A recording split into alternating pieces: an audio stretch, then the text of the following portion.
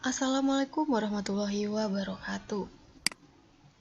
Baiklah, hari ini kita akan belajar tentang trigonometri, di mana subbabnya adalah nilai perbandingan trigonometri sudut berelasi. Nah, sebelumnya kita telah mempunyai sudut-sudut istimewa, mulai dari 0 derajat, 30 derajat, 45 derajat, 60 derajat, dan 90 derajat.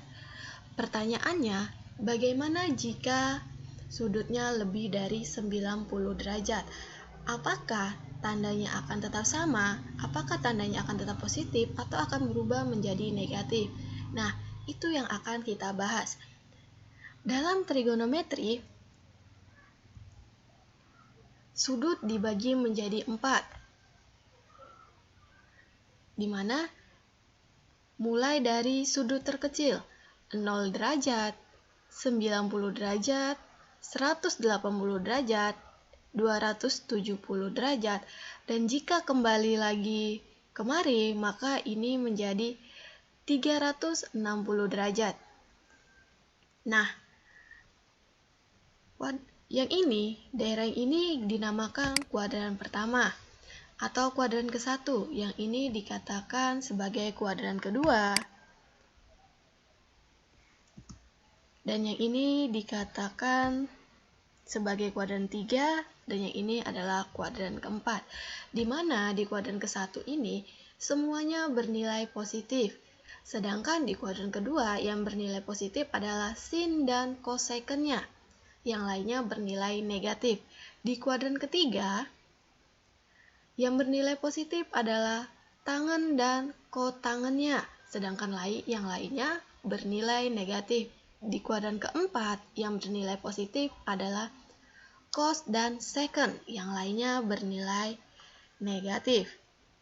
Oke, kita langsung aja membahas tentang perbandingan trigonometri sudut-sudut di kuadran pertama, di mana kita mempunyai relasi sudutnya antaranya sin 90 derajat dikurang alfa sama dengan cos alfa, di mana sin ketemu 90 derajat berubah menjadi cos. Kemudian kita punya cos 90 derajat dikurang alfa sama dengan sin. Saat cos ketemu 90 derajat, maka akan berubah menjadi sin. Kemudian ada tangen 90 derajat dikurang alfa sama dengan kotangen alfa, di mana tangen 90 derajat saat bertemu maka akan berubah menjadi kotangen. Kemudian ada kotangen 90 derajat dikurang alfa sama dengan tangen alfa. Saat kotangen bertemu dengan 90 derajat, maka akan berubah menjadi tangen. Kemudian ada secant 90 derajat dikurang alfa sama dengan cosecant alfa. Jadi saat secant bertemu dengan 90 derajat, maka akan berubah menjadi cosecant. Kemudian yang terakhir ada cosecant 90 derajat dikurang alfa sama dengan secant alfa. Jadi saat cosecant bertemu 90 derajat, maka akan berubah menjadi secant. Baiklah, sekarang kita akan membahas contoh-contoh soalnya. Perhatikan soal berikut. Tentukan nilai trigonometri berikut. A. Cos 60 derajat. B. Cosecant 45 derajat. Oke, mari kita jawab. Yang pertama, mulai dari A. Cos 60 derajat sama dengan cos 90 dikurang 30. Dari mana 30? Kita ingin mencari 90 dikurang berapa yang menghasilkan 60. Ternyata 30. Maka di sini alfa kita adalah 30. Nah, tadi di atas kalau cos akan berubah menjadi sin, maka di sini dia berubah menjadi sin 30 derajat. Sin 30 derajat adalah 1/2. Kita masuk contoh yang kedua. Atau yang B, cosecant 45 derajat. Nah, bisa kita lihat di sini cosecant 45 derajat sama dengan cosecant 90 dikurang 45. 90 kurang 45 adalah 45. Nah, maka alfa kita di sini adalah 45. Nah, cosecant tadi jika bertemu 90 derajat akan berubah menjadi secant, maka di sini ada secant 45 derajat. Sama-sama kita tahu secant 45 derajat adalah akar 2. Oke, selanjutnya kita masuk ke perbandingan trigonometri sudut di kuadran kedua, di mana kita mempunyai relasi sudutnya di antaranya sin 90 derajat ditambah alfa sama dengan cos alfa. Kemudian cos 90 derajat ditambah alfa sama dengan min sin alfa. Jadi saat cos bertemu dengan 90 derajat kemudian ditambah alfa, maka di sini sin akan bernilai min. Kemudian ada tangen 90 derajat ditambah alfa sama dengan min kotangen alfa. Kemudian kotangen 90 derajat ditambah alfa sama dengan min tangen alfa. Kemudian ada secant 90 derajat ditambah alfa sama dengan min cosecant alfa. Cosecant 90 derajat ditambah alfa sama dengan secant alfa. Nah, sekarang perhatikan. Yang ini kita menggunakan 180 derajat. Saat sin bertemu dengan 180 derajat, maka di sini tetap sin. Kemudian ada cos 180 derajat dikurang alfa sama dengan min cos alfa. Di sini dia tetap cos. Hanya saja cosnya karena di kuadran kedua bernilai min. Kemudian ada tangen 180 derajat dikurang alfa sama dengan min tangen alfa. Nah, di sini juga dia tetap tangen tanpa perubahan, hanya saja tangennya bernilai min. Kemudian ada kotangen 180 derajat dikurang alfa sama dengan min kotangen alfa. Kemudian ada secant 180 derajat dikurang alfa sama dengan min secant alfa. Kemudian ada cosecant 180 derajat dikurang alfa sama dengan cosecant alfa.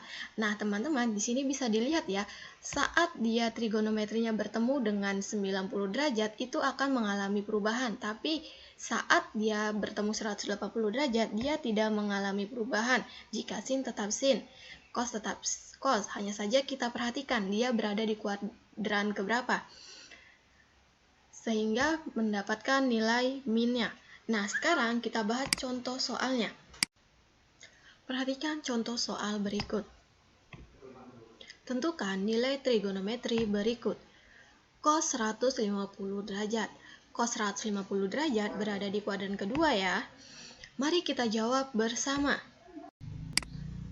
Di sini saya menggunakan dua cara. Cara yang pertama, saya menggunakan yang 90 derajat. Kita perhatikan bersama. Cos 150 sama dengan cos 90 ditambah 60. 90 ditambah 60 adalah 150. Nah, jika dia menggunakan 90, maka akan berubah menjadi sin. Sekarang perhatikan. Maka di sini alfa kita adalah 60, maka di sini min sin 60 derajat. Nah, kita tahu bersama sin 60 derajat adalah 1/2 akar 3. Karena sinnya bernilai min, maka hasil akhirnya juga bernilai min. Maka diperolehlah min 1/2 akar 3. Kemudian kita lihat cara yang kedua. Di cara kedua kita menggunakan yang 180 derajat. Perhatikan, cos 150 derajat sama dengan cos 180 dikurang 30 derajat. 180 dikurang 30 adalah 150. Nah, jika kita menggunakan 180 derajat, dia tidak akan mengalami perubahan ya. Sehingga diperoleh, lihat, min cos 30 derajat.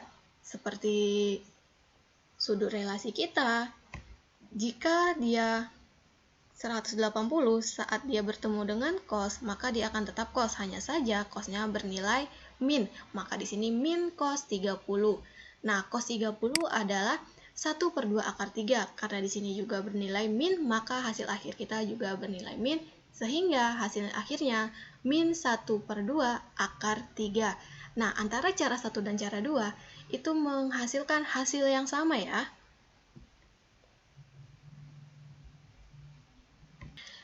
Semoga materi yang kita bahas hari ini dapat dipahami dengan baik ya. Dan di video selanjutnya kita akan sama-sama membahas tentang perbandingan trigonometri sudut-sudut di kuadran 3 dan 4. Assalamualaikum warahmatullahi wabarakatuh.